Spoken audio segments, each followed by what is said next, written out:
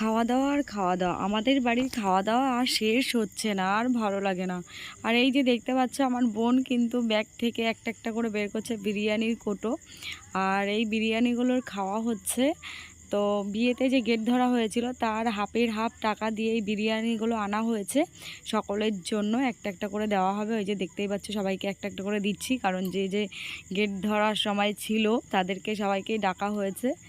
আর তার জন্য তাদেরকে দিচ্ছি আমরা, আর আমরা সবাই মিলেই খেতে বসবো। আর এই যে দেখো, দেওয়ার পরে এমন একটা হাওয়া ছেড়েছে, মানে ঝড় উঠেছিল, কারেন্ট চলে গেছিলো। তারপরে খাওয়া দাওয়ার অবস্থাটা শুধু দেখো, কেউ ফোনে ফ্ল্যাশ জ্বেলেছে, কেউ চার্জার জ্বালিয়েছে, কেউ এই করে, মানে ভালোই মজা হচ্ছিল বিষয়টা। সবাই একসাথে থাকলে যা হয় আর কি, অন্ধকারকেও হার মানিয়ে দেয় সবাই।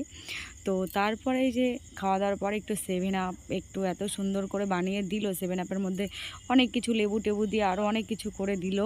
তো সেটা খেতে কিন্তু দারুণ লাগলো। তার পরের দিন হচ্ছে আমাদের জামাই বাজারের পালা।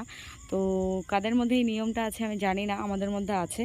তো জামাই বাজার করে কিন্তু এই যে খাওয়া দাওয়া চালু হয়ে গেছে, রান্নাবান্না শুরু থেকে খাওয়া দাওয়া। আর এইদিকে মেয়ে আর আমাদের জামাই খেতে বসেছে। দেখো, আজকের ভিডিও পর্যন্ত, টাটা।